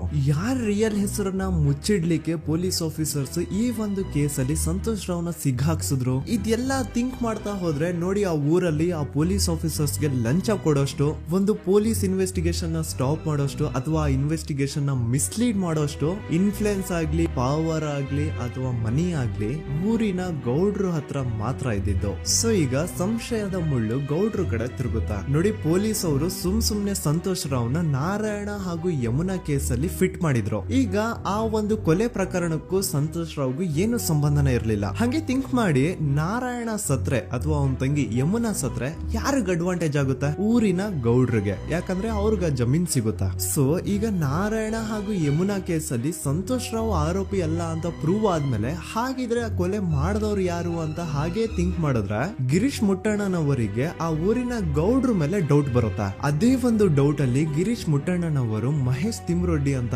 ಇನ್ನೊಬ್ರ ಜೊತೆ ಸೇರ್ಕೊಂಡು ಈ ಹಿಂದೆ ಆ ಒಂದು ಊರಲ್ಲಿ ಆ ಧರ್ಮಸ್ಥಳದಲ್ಲಿ ಈ ಊರಿನ ಗೌಡ್ರು ಯಾವ್ದಾವ್ದೆಲ್ಲ ಕ್ರೈಮ್ ಗಳು ಮಾಡಿದಾರೆ ಅಂತ ಊರಿನ ಜನರಿಂದ ತಿಳ್ಕೊತಾರ. ನಂತರ ಆ ಊರಿನ ಜನ ಯಾವ್ದಾವ್ದೆಲ್ಲ ಮ್ಯಾಟರ್ಸ್ ಹೇಳಿದ್ರು ಆ ಕೇಸ್ ಫೈಲ್ಸ್ ನೆಲ್ಲ ತಿರುಗಿಸಿ ಮುರುಗಿಸಿ ನೋಡಿದಾಗ ನೀವು ನಂಬಲ್ಲ, ಸೌಜನ್ಯ ಕೇಸ್ ಏನೇನು ಅಲ್ಲ, ಅದಕ್ಕಿಂತ ಭೀಕರ ಕೊಲೆಗಳು ಧರ್ಮಸ್ಥಳದಲ್ಲಿ ಆಗಿವೆ ಅಂಡ್ ಎಲ್ಲಾ ಕೊಲೆಗಳ ಹಿಂದೆ ಗೌಡ್ರು ಕುಟುಂಬದ್ದೇ ಕೈ ಇದೆ ಅಂತ ಎದ್ದು ಕಾಣಿಸುತ್ತೆ. 1977 ವೇದಾವಲ್ಲಿ ಕೇಸ್. ಧರ್ಮಸ್ಥಳ ಹತ್ತಿರ SDM ಪ್ರೈಮರಿ ಅಂಡ್ ಹೈಸ್ಕೂಲ್ ಅಂತ ಒಂದು ಸ್ಕೂಲ್ ಇರುತ್ತೆ. ಅಂಡ್ ಈ ಒಂದು ಪ್ರೈವೇಟ್ ಸ್ಕೂಲ್ ಬೇರೆ ಯಾರ್ದು ಅಲ್ಲ, ಆ ಗೌಡ್ರ ಕುಟುಂಬದ್ದೇ. ಈ ಸ್ಕೂಲ್ ಅಲ್ಲಿ 1977 ಅಲ್ಲಿ ವೇದಾವಲ್ಲಿ ಅಂತ ಒಬ್ರು ಟೀಚರ್ ವರ್ಕ್ ಮಾಡ್ತಿರ್ತಾರ. ವೇದಾವಲ್ಲಿ ಆ ಟೀಚರ್ ಜಾಬ್ ಗೆ ತುಂಬಾನೇ ಓವರ್ ಕ್ವಾಲಿಫೈಡ್. ಅವರ ಕ್ವಾಲಿಫಿಕೇಶನ್ಸ್ ನ ಗಮನದಲ್ಲಿ ಇಟ್ಕೊಂಡ್ರೆ ಅವ್ರಿಗೆ HM ಅಥವಾ ಪ್ರಿನ್ಸಿಪಲ್ ನ ಪೋಸ್ಟ್ ಸಿಗ್ಬೇಕು. ಆದ್ರೂ ಸಹ ವೇದಾವಲ್ಲಿ ಆಸ್ ಎ ಟೀಚರ್ ಆಗಿನೇ ಕೆಲಸ ಮಾಡ್ಕೊಂಡು ಹೋಗ್ತಿರ್ತಾರ. ಒಮ್ಮೆ ಏನಾಗುತ್ತೆ, ಸ್ಕೂಲ್ ಅಲ್ಲಿ ಪ್ರಿನ್ಸಿಪಲ್ ನ ಪೋಸ್ಟ್ ಖಾಲಿ ಆಗುತ್ತೆ ಅಂಡ್ ಆ ಒಂದು ಪೋಸ್ಟ್ ಗೆ ಎಲ್ರು ಏನ್ ಅನ್ಕೊಳ್ತಾರೆ, ವೇದಾವಲ್ಲಿನೇ ಸೆಲೆಕ್ಟ್ ಮಾಡೋದು ಅಂತ. ಆದ್ರೆ ವೇದಾವಲ್ಲಿಯ ಕ್ಯಾಸ್ಟ್ ಬೇರೆ ಇದೆ ಅನ್ನೋ ಒಂದೇ ಒಂದು ಕಾರಣಕ್ಕೆ ಆ ಪ್ರಿನ್ಸಿಪಲ್ ನ ಪೋಸ್ಟ್ ವೇದಾವಲ್ಲಿಗೆ ಸಿಗದೆ ಬೇರೆ ಯಾರನ್ನೋ ತಂದು ಕೂರಿಸ್ಬಿಟ್ಟಿರ್ತಾರ. ಇದರಿಂದ ಟೀಚರ್ ವೇದಾವಲ್ಲಿಗೆ ತುಂಬಾ ಕೋಪ ಬಂದು ಅವ್ರ ಸ್ಕೂಲ್ ಮುಂದೆ ಪ್ರೊಟೆಸ್ಟ್ ಮಾಡೋದ್ ಸ್ಟಾರ್ಟ್ ಮಾಡ್ತಾರ. ಅಂಡ್ ಈ ವಿಷಯ ಸ್ಕೂಲ್ ನ ಓನರ್ಸ್ ಗೆ ಇಷ್ಟ ಆಗಲ್ಲ. ಸೊ ಅವರು ಆ ಕೋಪನ ಹಾಗೆ ಮನ್ಸಲ್ಲಿ ಇಟ್ಕೊಂಡಿರ್ತಾರ. ಒಮ್ಮೆ ಏನಾಗುತ್ತೆ, ಸ್ಕೂಲ್ ರಜೆ ಇರುತ್ತೆ, ವೇದಾವಲ್ಲಿ ಮನೇಲಿ ಇರ್ತಾರ ಅಂಡ್ ಅವ್ರ ಹಸ್ಬೆಂಡ್ ಡಾಕ್ಟರ್ ಅರಳೆ ಅವ್ರಿಗೆ ಯಾವ್ದೋ ಬೇರೆ ಊರಲ್ಲಿ ಒಂದು ಕಾಲೇಜ್ ಅಲ್ಲಿ ಸೆಮಿನಾರ್ ಏನೋ ಇರುತ್ತೆ. ಸೊ ಅವರು ಅಲ್ಲಿಗೆ ಹೋಗಿರ್ತಾರೆ. ಈಗ ಮನೇಲಿ ಇರೋದು ವೇದಾವಲ್ಲಿ ಒಂದೇ. ಇದೇ ಒಂದು ಅವಕಾಶನ ನೋಡ್ಕೊಂಡು ಯಾರೋ ವೇದಾವಲ್ಲಿ ಅವ್ರ ಮನೆಗ್ ನುಗ್ಗಿ ವೇದಾವಲ್ಲಿಗೆ ಹೊಡೆದು ನಂತರ ಅವ್ರನ್ನ ಜೀವಂತವಾಗಿ ಸುಟ್ಬಿಡ್ತಾರ. ಸ್ವಲ್ಪ ಹೊತ್ತು ನಂತರ ರಾತ್ರಿ ಆಗ್ತಿದ್ದಂಗೆ ಡಾಕ್ಟರ್ ಅರಳೆ ಅವರು ಮನೆಗೆ ವಾಪಸ್ ಬರ್ತಾರೆ ಅಂಡ್ ಮನೆ ಒಳಗಡೆ ಬಂದ್ ನೋಡಿದ್ರೆ ವೇದಾವಲ್ಲಿ ಅವರು ಸತ್ ಹೋಗಿ ಅವರ ಬಾಡಿ ಸುಟ್ ಹೋಗಿ ನೆಲದ ಮೇಲೆ ಬಿದ್ದಿದೆ. ಹೆಂಡತಿನ ಕಳ್ಕೊಂಡಿರುವಂತಹ ದುಃಖನ ಸೈಡ್ಗೆ ಇಟ್ಟು ಡಾಕ್ಟರ್ ಅರಳೆ ಅವರು ಮೊದ್ಲು ಪೊಲೀಸ್ ಸ್ಟೇಷನ್ ಹೋಗ್ಬಿಟ್ಟು ನಮ್ ಮನೆಗೆ ನಾನ್ ಇಲ್ದೇ ಇರುವಂತಹ ಸಮಯನ ನೋಡ್ಕೊಂಡು ಯಾರೋ ಮನೆ ಒಳಗಡೆ ನುಗ್ಗಿ ನನ್ನ ಹೆಂಡತಿನ ಹೊಡೆದು ನಂತರ ಅವಳನ್ನ ತುಂಬಾ ಭೀಕರವಾಗಿ ಸಾಯಿಸಿದರೆ ಅಂತ ಪೊಲೀಸ್ ಅವ್ರಿಗೆ ರಿಪೋರ್ಟ್ ಕೊಡಕ್ ಹೋದ್ರೆ ಅಲ್ಲಿ ಪೊಲೀಸ್ ಅವರು ಉಲ್ಟಾ ಡಾಕ್ಟರ್ ಅರಳೆ ಮೇಲೆನೆ FIR ಬರ್ದು ನೀನೇ ನಿನ್ ಹೆಂಡತಿನ ಸಾಯಿಸಿದ್ಯಾ, ನಾಟಕ ಮಾಡಬೇಡ ಅಂತ ಅವ್ರನ್ನೇ ಅರೆಸ್ಟ್ ಮಾಡ್ಬಿಡ್ತಾರ. ನಂತರ 2-3 ವರ್ಷ ಜೈಲಲ್ಲೇ ಇದ್ದು ಡಾಕ್ಟರ್ ಅರಳೆ ಅವರು ತಮ್ಮ ಫ್ರೆಂಡ್ಸ್ ಅಂಡ್ ಫ್ಯಾಮಿಲಿ ಮೂಲಕ ಎವಿಡೆನ್ಸ್ ನೆಲ್ಲ ಕಲೆಕ್ಟ್ ಮಾಡಿಸಿ ತಾನ ಕೊಲೆನ ಮಾಡಿಲ್ಲ, ತನ್ನ ಹೆಂಡತಿನ ಸಾಯಿಸಿಲ್ಲ ಅಂತ ಕೋರ್ಟ್ ಅಲ್ಲಿ ಪ್ರೂವ್ ಮಾಡ್ಕೊಂಡು ಜೈಲಿಂದ ರಿಲೀಸ್ ಆಗ್ತಾರ. ಸೊ ಈಗ ಡಾಕ್ಟರ್ ಅರಳೆ ಅವರು ಈ ಒಂದು ಕ್ರೈಮ್ ನ ಮಾಡಿಲ್ಲ ಅಂತಂದ್ರೆ ವೇದಾವಲ್ಲಿನ ಅಷ್ಟು ಭೀಕರವಾಗಿ ಸಾಯಿಸಿದವ್ರು ಯಾರು, ಈ ವಿಷಯ ಇವತ್ತಿನವರೆಗೂ ಗೊತ್ತಾಗಿಲ್ಲ. 1986 ಅಲ್ಲಿ ನಡೆದಂತಹ ಪದ್ಮಲತಾ ಕೇಸ್. ಪದ್ಮಲತಾ ಅವ್ರ ತಂದೆ ಕಮ್ಯುನಿಸ್ಟ್ ಪಾರ್ಟಿನ ಲೀಡರ್ ಇರ್ತಾರೆ. ಅವ್ರ ರಿಯಲ್ ನೇಮ್ ಏನು ಅಂತ ನಮಗ್ ಗೊತ್ತಾಗಿಲ್ಲ, ಬಟ್ ಈ ವಿಡಿಯೋದಲ್ಲಿ ಅವ್ರ ಹೆಸರು ಲಕ್ಷ್ಮಣ್ ಅಂತ ಅನ್ಕೊಳ್ಳಿ. ಸೊ ಕಮ್ಯುನಿಸ್ಟ್ ಪಾರ್ಟಿನ ಲೀಡರ್ ಇರುವಂತಹ ಲಕ್ಷ್ಮಣ್ ಅವ್ರಿಗೆ ಊರಲ್ಲಿ ತುಂಬಾನೇ ಸಪೋರ್ಟ್ ಇರುತ್ತೆ. ಊರಿನ ಜನರ ಫೇವ್ರೇಟ್ ಇರ್ತಾರೆ ಇವರು. ಅಂಡ್ ಅದೇ ವರ್ಷ ಅಂದ್ರೆ 1986 ಅಲ್ಲಿ ಪಂಚಾಯತ್ ಎಲೆಕ್ಷನ್ ಬೇರೆ ಇರುತ್ತೆ ಅಂಡ್ ಎಲ್ರಿಗೂ ಗೊತ್ತಿತ್ತು ಲಕ್ಷ್ಮಣೆ ಗೆಲ್ಲೋದು ಅಂತ. ಆ ಪಂಚಾಯತ್ ಎಲೆಕ್ಷನ್ ಅಲ್ಲಿ ಲಕ್ಷ್ಮಣ್ ಆಪೋಸಿಟ್ ಗೌಡ್ರಿಗೆ ತುಂಬಾ ಬೇಕಾಗಿರೋರು ಒಬ್ರು ನಿಂತಿರ್ತಾರ ಅಂಡ್ ಅವ್ರಿಗೂ ಗೊತ್ತಿತ್ತು ಎಲೆಕ್ಷನ್ ಏನಾದ್ರು ಆದ್ರೆ ಲಕ್ಷ್ಮಣ ಎಲೆಕ್ಷನ್ ಅಲ್ಲಿ ಗೆಲ್ಲೋದು ಅಂತ. ಸೊ ಎಲ್ಲಿ ಸೋತೋಗ್ಬಿಡ್ತೀವೋ ಅನ್ನೋ ಭಯಕ್ಕೆ ಆ ಗೌಡ್ರು ಕಡೆ ಅವ್ರು ಏನ್ ಮಾಡ್ತಾರೆ, ಲಕ್ಷ್ಮಣ್ ನ ಅಪ್ರೋಚ್ ಮಾಡಿ ಮುಚ್ಕೊಂಡು ಈ ಪಂಚಾಯತ್ ಎಲೆಕ್ಷನ್ ಅಲ್ಲಿ ನಿನ್ ನಾಮಿನೇಷನ್ ನ ಕ್ಯಾನ್ಸಲ್ ಮಾಡು ಅಂತ ವಾರ್ನಿಂಗ್ ಕೊಡ್ತಾರ. ಆದ್ರೆ ಲಕ್ಷ್ಮಣ್ ಅವರು ಅಂಜದೆ ನೀವ್ ಏನ್ ಮಾಡ್ತಿರೋ ಮಾಡ್ಕೊಳ್ರಿ, ಆದ್ರೆ ನಾನ್ ಮಾತ್ರ ನಾಮಿನೇಷನ್ ನ ಕ್ಯಾನ್ಸಲ್ ಮಾಡಲ್ಲ ಅಂತ ಆ ಗೌಡ್ರು ಕುಟುಂಬನ ಎದುರು ಹಾಕೋತಾರ. ದೆನ್ ಎಂತ ಕೋಇನ್ಸಿಡೆನ್ಸ್ ನೋಡಿ, ನೆಕ್ಸ್ಟ್ ಡೇನೆ ಲಕ್ಷ್ಮಣ್ ಅವ್ರ ಮಗಳು ಪದ್ಮಲತಾ ಕಿಡ್ನಾಪ್ ಆಗ್ತಾಳ. ಸುಮಾರು 56 ದಿನ ಅವಳನ್ನ ಯಾರೋ ಕಿಡ್ನಾಪ್ ಮಾಡ್ತಾರೆ ಅಂಡ್ ಆ 56 ದಿನ ಡೈಲಿ ಅವಳನ್ನ ಶೋಷಣೆ ಕೂಡ ಮಾಡ್ತಾರ. ನಂತರ 56 ದಿನ ಆದ್ಮೇಲೆ ಪದ್ಮಲತನ ಬಾಡಿ ನೇತ್ರಾವತಿ ನದಿಲಿ ತೇಲ್ತಾ ಸಿಗುತ್ತಾ. ಆಸ್ ಎಕ್ಸ್ಪೆಕ್ಟೆಡ್ ಈ ಕೇಸಲ್ಲೂ ಪೊಲೀಸ್ ಅವ್ರ ಕಡೆಯಿಂದ ಪ್ರಾಪರ್ ಇನ್ವೆಸ್ಟಿಗೇಷನ್ ಆಗಲ್ಲ ಅಂಡ್ ಯಾರ್ ಪದ್ಮಲತನ ಕಿಡ್ನಾಪ್ ಮಾಡಿದ್ರು, ಯಾರು ಅವಳನ್ನ 15 ದಿನವರೆಗೂ ಶೋಷಣೆ ಮಾಡಿ ನಂತರ ಅವಳನ್ನ ಅಷ್ಟು ಭೀಕರವಾಗಿ ಸಾಯಿಸಿದ್ರು ಅಂತ ಇವತ್ತಿನ ದಿನದವರೆಗೂ ಗೊತ್ತಾಗಿಲ್ಲ. ಮತ್ತೆ ನಮಗೆ ಗೊತ್ತಾದದು 22ಕ್ಕೆ ಸ್ಕೂಲ್ ಡೇ 56 ದಿನ ಕಳೆದು ಹೊಳೆಯಲ್ಲಿ ಏನೋ ಉಂಟು ಕೇಳಿ ಪೊಲೀಸಿನವರು ಬರುವಾಗ ಬಂದು ಹೇಳುವಾಗ ನಮಗೆ ಗೊತ್ತಾದ. ಅವರು ನನ್ನನ್ನು ಕರ್ಕೊಂಡೋಗಿ ಅಲ್ಲಿ ಹೋಗಿವೆ. ಇನ್ನೊಂದು ಲಾಸ್ಟ್ ಕೇಸ್ ಇದೆ, ಇದು ಅರ್ಲಿ 2000 ಅಲ್ಲಿ ನಡೆದಿರೋದು. ಇವ್ರದ್ದು ಅಷ್ಟಾಗಿ ಡೀಟೇಲ್ಸ್ ನಾನು ಹೇಳಲ್ಲ, ಜಸ್ಟ್ ಮೇಲ್ ಹೇಳ್ತೀನಿ. 2000 ಇಸ್ವಿಯಲ್ಲಿ ಧರ್ಮಸ್ಥಳದಲ್ಲಿ 2 ಫಿನಾನ್ಸ್ ಬ್ಯಾಂಕ್ ಇರ್ತಾವೆ. ಒಂದು ಅಗೇನ್ ರಿಯಲ್ ನೇಮ್ ತಗೊಳ್ಳೋದು ಬೇಡ, ಲೈಕ್ ಜಸ್ಟ್ ಸಹಕಾರ ಗ್ರಾಮೀಣ ಬ್ಯಾಂಕ್ ಅನ್ಕೊಳ್ಳಿ. ಅಂಡ್ ಇನ್ನೊಂದು ಬಂದ್ಬಿಟ್ಟು SDM ಫೈನಾನ್ಸ್ ಪ್ರೈವೇಟ್ ಲಿಮಿಟೆಡ್. ಈ SDM ಫೈನಾನ್ಸ್ ಪ್ರೈವೇಟ್ ಲಿಮಿಟೆಡ್ ಬಂದು ಗೌಡ್ರು ಕುಟುಂಬ ಅವ್ರಿಗೆ ಸೇರಿದ್ದು. ಆ ಕಡೆ ಇವ್ರ ಆಪೋಸಿಟ್ ಏನದು ಗ್ರಾಮೀಣ ಬ್ಯಾಂಕ್ ಇತ್ತು, ಅದರಲ್ಲಿ ಒಬ್ಬ ಮ್ಯಾನೇಜರು ಬಡವ್ರಿಗೆ ಸಹಾಯ ಆಗ್ಲಿ ರೈತರಿಗೆ ಸಹಾಯ ಆಗ್ಲಿ ಅಂತ ತುಂಬಾ ಕಡಿಮೆ ಬಡ್ಡಿಗೆ ಲೋನ್ ಕೊಡ್ತಿರ್ತಾನೆ. ಇದ್ರಿಂದಾಗಿ ಧರ್ಮಸ್ಥಳದಲ್ಲಿ ಆಲ್ಮೋಸ್ಟ್ ಎಲ್ಲಾ ಕಸ್ಟಮರ್ಸ್ ಆ ಗ್ರಾಮೀಣ ಬ್ಯಾಂಕ್ ಕಡೆಗೆ ಹೋಗ್ತಿರ್ತಾರೆ. SDM ಫೈನಾನ್ಸ್ ಪ್ರೈವೇಟ್ ಲಿಮಿಟೆಡ್ ಕಡೆಗೆ ಯಾರು ಬರ್ತಿರಲ್ಲ. ಇದ್ರಿಂದ ಗೌಡ್ರಿಗೆ ಲಾಸ್ ಆಗ್ತಿರುತ್ತ. ಸೊ ಅವ್ರೇನ್ ಮಾಡ್ತಾರೆ, ಆ ಗ್ರಾಮೀಣ ಬ್ಯಾಂಕ್ ನ ಮ್ಯಾನೇಜರ್ ಏನಿದ್ನೋ ಅವನ್ಗೆ ಒಂದು ಸ್ವೀಟ್ ವಾರ್ನಿಂಗ್ ಕೊಡ್ತಾರ. ಮುಚ್ಕೊಂಡು ಇನ್ಮೇಲೆಯಿಂದ ನಿನ್ ಲೋನ್ಸ್ ಕೊಡೋದನ್ನ ನಿಲ್ಸ್ಬಿಡು. ಇನ್ ಕೇಸ್ ಲೋನ್ ಕೊಟ್ರು ನಾವ್ ಯಾವ ಇಂಟ್ರೆಸ್ಟ್ ರೇಟ್ ಗೆ ಲೋನ್ ನ ಕೊಡ್ತಾ ಇದೀವೋ ಅದೇ ರೇಟ್ ಗೆ ನೀನು ಕೊಡುವ ಅಂತ ಫೋರ್ಸ್ ಮಾಡ್ತಾರ. ಆದ್ರೆ ಆ ಗ್ರಾಮೀಣ ಬ್ಯಾಂಕ್ ನ ಮ್ಯಾನೇಜರ್ ಇದ್ಯಾವುದನ್ನು ಕಿವಿಗೆ ಹಾಕೊಳ್ಳಾರ್ದೆ ಅವ್ನ್ ಕೆಲಸ ಅವ್ನ್ ಮಾಡ್ಕೊಂಡು ಹೋಗ್ತಾನ. ದೆನ್ ಸಡನ್ಲಿ ಒಂದು ದಿನ ಬ್ಯಾಂಕ್ ಮ್ಯಾನೇಜರ್ ನ ಹೆಂಡತಿನ ಮನೆ ಒಳಗಡೆನೆ ನುಗ್ಗಿ ಯಾರು ಮಾಡಿ ತುಂಬಾ ಭೀಕರವಾಗಿ ಸಾಯಿಸ್ಬಿಡ್ತಾರ. ಇದ್ರ ರಿಗಾರ್ಡಿಂಗ್ ಆ ಬ್ಯಾಂಕ್ ಮ್ಯಾನೇಜರ್ ಪೊಲೀಸ್ ಸ್ಟೇಷನ್ ಅಲ್ಲಿ ಕಂಪ್ಲೇಂಟ್ ಕೊಡಕ್ ಹೋದ್ರೆ ಪೊಲೀಸ್ ಅವರು ಉಲ್ಟಾ ಆ ಬ್ಯಾಂಕ್ ಮ್ಯಾನೇಜರ್ ಹೆಸರಲ್ಲೇ FIR ಬರ್ದು ನೀನೇ ನಿನ್ ಹೆಂಡತಿನ ಸಾಯಿಸಿದ್ಯಾ ಅಂತ ಅವನ್ನೇ ಅರೆಸ್ಟ್ ಮಾಡ್ಬಿಡ್ತಾರ. ನಂತರ 1-2-3 ವರ್ಷ ಆ ಬ್ಯಾಂಕ್ ಮ್ಯಾನೇಜರ್ ಜೈಲಲ್ಲಿ ಇರ್ತಾನೆ. ಅದಾದ್ಮೇಲೆ ಅವನ ಕ್ರೈಮ್ ನ ಮಾಡಿಲ್ಲ ಅಂತ ಕೋರ್ಟ್ ಅಲ್ಲಿ ಪ್ರೂವ್ ಆಗುತ್ತೆ. ಆದ್ರೆ ರಿಯಲ್ ಕ್ರೈಮ್ ಮಾಡಿದವರು ಯಾರು ಅಂತ still it's A question mark. And ಇನ್ನೊಂದು ನಾರಾಯಣ ಅಂಡ್ ಯಮುನಾ ಕೇಸ್ ಬಗ್ಗೆ ಅಂತೂ ನಾನು ಆಗ್ಲೇ ನಿಮ್ಗೆ ಎಕ್ಸ್ಪ್ಲೇನ್ ಮಾಡಿದೆ. ಸೊ ಎಂತ ಕೋಇನ್ಸಿಡೆಂಟ್ಸ್ ಗಳು ನೋಡಿ, ಯಾರೆಲ್ಲ ಆ ಧರ್ಮಸ್ಥಳದಲ್ಲಿ ಗೌಡ್ರು ಕುಟುಂಬನ ಎದುರಾಕೊಂಡಿದಾರೋ ಅವ್ರ ಜೀವನದಲ್ಲಿ ಏನೋ ಒಂದು ತುಂಬಾ ದೊಡ್ಡ ದುರಂತ ನಡೆದು ಹೋಗುತ್ತಾ. ಅಂಡ್ ಸರ್ಪ್ರೈಸಿಂಗ್ಲಿ ಅವ್ರ ಕೇಸಲ್ಲಿ ಪೊಲೀಸ್ ಅವ್ರ ಕಡೆಯಿಂದ ಪ್ರಾಪರ್ ಇನ್ವೆಸ್ಟಿಗೇಷನ್ ಆಗಲ್ಲ. ಅಂಡ್ ಯಾರ ಕ್ರೈಮ್ ನ ಮಾಡಿದ್ರು ಅಂತ ಯಾವತ್ತೂ ಹೊರಗ್ ಬರೋದೇ ಇಲ್ಲ. ಸೊ ಈ ಗೌಡ್ರು ಕುಟುಂಬದವರು ಧರ್ಮಸ್ಥಳದಲ್ಲಿ ಬೇಜನ್ ಕರ್ಮಕಾಂಡಗಳನ್ನ ಮಾಡಿದ್ದಾರೆ. ಅಂಡ್ ಅವ್ರ ಪವರ್ ಅಂಡ್ ಅವ್ರಿಗಿರುವಂತಹ ಇನ್ಫ್ಲೂಯೆನ್ಸ್ ಇಂದ ಆ ಎಲ್ಲಾ ಕೇಸ್ ನ ಮುಚ್ಚಾಕಿದ್ದಾರೆ ಅಂತ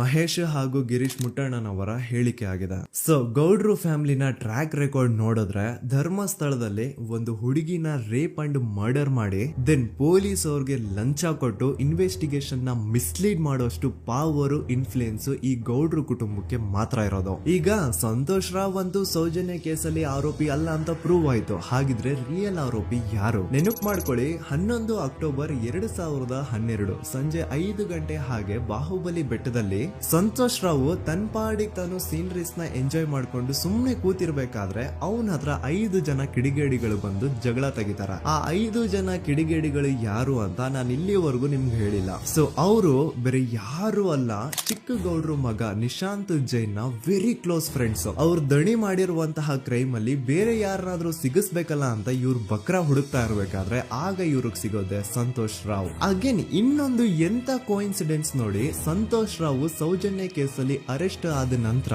ಚಿಕ್ಕ ಗೌಡ್ರು ಮಗ ನಿಶಾಂತ್ ಜೈನ್ ದೇಶನೇ ಬಿಟ್ಟು ಹೋಗ್ಬಿಡ್ತಾನ. ಈ ಕೇಸಲ್ಲಿ ಚಿಕ್ಕ ಗೌಡ್ರು ಮಗ ಇನ್ವಾಲ್ವ್ಮೆಂಟ್ ಇದೆ ಅಂತ ಯಾರಿಗೂ ಡೌಟೇ ಬರ್ತಾ ಇರ್ಲಿಲ್ಲ. ಡೌಟ್ ಯಾವಾಗ ಬಂತು ಅಂದ್ರೆ ಆ 5 ಜನ ಕಿಡಿಗೇಡಿಗಳು ಯಾರು ಸಂತೋಷ್ನ ಈ ಒಂದು ಕೇಸಲ್ಲಿ ಸಿಗಾಕ್ಸಿದ್ರು ಆ 5 ಜನರಲ್ಲಿ ಒಬ್ಬ ರವಿ ಪೂಜಾರಿ ಅಂತಾನು ಇರ್ತಾನೆ. ಅವನ್ಗೆ ತಾನು ತಪ್ಪು ಮಾಡಿದೀನಿ ಅಂತ ಗಿಲ್ಟ್ ಕಾಡುತ್ತೋ ಅಥವಾ ಬೇರೆ ಏನೋ ಗೊತ್ತಿಲ್ಲ, ಆದ್ರೆ ಅವನೇ ಸ್ವತಃ ಪೊಲೀಸ್ ಅವ್ರ ಹತ್ರ ಹೋಗ್ಬಿಟ್ಟು ಸೌಜನ್ಯ ಕೇಸಲ್ಲಿ ನಿಜವಾದ ಆರೋಪಿ ಸಂತೋಷ್ ಅಲ್ಲ ಕಂಡ್ರು, ಅವನ್ನ ಸುಮ್ನೆ ಸಿಗಾಕ್ಸಿರೋದಷ್ಟೇ, ನಿಜವಾದ ಆರೋಪಿಗಳು ಚಿಕ್ಕ ಗೌಡ್ರು ಮಗ ನಿಶಾಂತ್ ಜೈನ್ ಅಂಡ್ ಅವನ್ ಫ್ರೆಂಡ್ಸ್ ಸೂರಜ್, ಕಿರಣ್ ಅಂಡ್ ಕಣ್ಮಣಿ ಅಂತ. ಈ ಎಲ್ಲಾ ವಿಷಯನ ರವಿ ಪೂಜಾರಿ ಪೊಲೀಸ್ ಅವ್ರಿಗೆ ತಿಳಿಸ್ತಾನೆ. ಅಗೇನ್ ಎಂತ ಒಂದು ಕೋಇನ್ಸಿಡೆನ್ಸ್ ನೋಡಿ, ಈ ವಿಷಯಗಳನ್ನ ಊರಿನ ಜನರು ಮುಂದೆ ಹೇಳಿದಂತಹ ರವಿ ಪೂಜಾರಿ ಆಕಸ್ಮಿಕವಾಗಿ ಸತ್ತು ಹೋಗ್ಬಿಡ್ತಾನೆ. ಇವನ್ ಹೇಳಿದ್ದು ನಿಜ ಅಂತ ಜನರಿಗೆ ಯಾವಾಗ ಕನ್ಫರ್ಮ್ ಆಗುತ್ತೆ ಅಂದ್ರೆ ಸೌಜನ್ಯಗೆ ತುಂಬಾ ಹತ್ರವಾದವ್ರು ಒಬ್ರು ಯಶೋಧ ಅನ್ನೋರು ಕೋರ್ಟ್ ಅಲ್ಲಿ ಬಂದ್ಬಿಟ್ಟು ಸೌಜನ್ಯ ಕೊಲೆ ಆಗಿದ್ದ ದಿನ ಆ ಒಂದು ಸ್ಪಾಟ್ ಅಲ್ಲಿ ನಾನು ಈ 3 ಜನರನ್ನ ನೋಡಿದ್ದೆ ಅಂತ ಸಾಕ್ಷಿ ಹೇಳ್ತಾರೆ. ಈಗ ಎಲ್ಲಾ ಡಾಟ್ಸ್ ನ ಕನೆಕ್ಟ್ ಮಾಡ್ತಾ ಹೋದ್ರೆ ಸೌಜನ್ಯ ಕೇಸ್ ಒಂದೇ ಅಲ್ಲ, ನಾರಾಯಣ ಹಾಗೂ ಯಮುನಾ ಕೇಸಲ್ಲೂ, ವೇದವಲ್ಲಿ ಕೇಸಲ್ಲೂ, ಆ ಬ್ಯಾಂಕ್ ಮ್ಯಾನೇಜರ್ ನ ಕೇಸಲ್ಲೂ ಹಾಗೂ ಪದ್ಮಲತಾ ಕೇಸಲ್ಲೂ ಸೀದಾ ಡೈರೆಕ್ಟ್ ಡೌಟ್ ಬರೋದೆ ಊರಿನ ಗೌಡ್ರ ಮೇಲೆ. I really want to appreciate Kudla rampage YouTube channel, third eye YouTube channel, Girish ಮುಟ್ಟಣ್ಣನವರು ಸರ್ ಹಾಗೂ ಮಹೇಶ್ ಅವರು ಅಂಡ್ ಆಲ್ ಅದರ್ಸ್. ಇವರ ಕಾನ್ಸ್ಟೆಂಟ್ ಎಫರ್ಟ್ಸ್ ಇಂದಾನೆ ಸತ್ಯ ಏನಂತ 1 by 1 ಹೊರಗೆ ಬರ್ತಿದೆ and they are trying their level best to catch real criminals. At present Soujanya case ಬಗ್ಗೆ ಅಪ್ಡೇಟ್ ಏನು ಅಂತಂದ್ರೆ ಹೈಕೋರ್ಟ್ ವರೆಗೂ ಈ ಒಂದು ಕೇಸ್ ಹೋಗಿದೆ ಅಂಡ್ ಈ ಕೇಸ್ ಅಲ್ಲಿ ಈಗ ಇನ್ನೊಮ್ಮೆ ಮತ್ತೆ ಫ್ರೆಶ್ ಆಗಿ ರೀಇನ್ವೆಸ್ಟಿಗೇಷನ್ ಸ್ಟಾರ್ಟ್ ಆಗಬೇಕು ಅಂತ ಹೋರಾಟ ನಡೀತಿದೆ. ಸುದೂತ ಪ್ರಜೆಗಳೇ, ಇದಾಗಿತ್ತು ಸೌಜನ್ಯ ಕೇಸ್ ಬಗ್ಗೆ ನಮ್ಮ ಒಂದು ಡೀಟೇಲ್ಡ್ ವಿಡಿಯೋ. ಈ ವಿಡಿಯೋದಲ್ಲಿ ನನ್ನಿಂದ ಎಲ್ಲಾದ್ರೂ ಏನಾದ್ರೂ ಚಿಕ್ಕ ಪುಟ್ಟ ಇನ್ಫಾರ್ಮೇಶನ್ ಮಿಸ್ ಆಗಿದ್ರೆ ಅಥವಾ ಮಿಸ್ಟೇಕ್ ಆಗಿದ್ರೆ ಅದನ್ನ ದಯವಿಟ್ಟು ಕಮೆಂಟ್ ಸೆಕ್ಷನ್ ಅಲ್ಲಿ ಹೈಲೈಟ್ ಮಾಡಿ. ಈ ವಿಡಿಯೋ ಯಾವಾಗ ಯೂಟ್ಯೂಬ್ ಇಂದ ಡಿಲೀಟ್ ಆಗುತ್ತೋ ನನ್ಗಂತೂ ಗೊತ್ತಿಲ್ಲ. ಸೊ ಪ್ಲೀಸ್ ಆದಷ್ಟು ಬೇಗ ಇದನ್ನ ಎಲ್ಲಾ ಕಡೆ ಶೇರ್ ಮಾಡಿ. ಓಕೆ ಪ್ರಜೆಗಳೇ, ಇವತ್ತಿಗಿಷ್ಟು ಸಾಕು ಅನ್ಕೊಳ್ತೀನಿ. ನಾನು ನಿಮ್ಮ ದೂತ ಸಮೀರ್ MD. ಮತ್ತೆ ಸಿಗ್ತೀನಿ ನೆಕ್ಸ್ಟ್ ವಿಡಿಯೋದಲ್ಲಿ.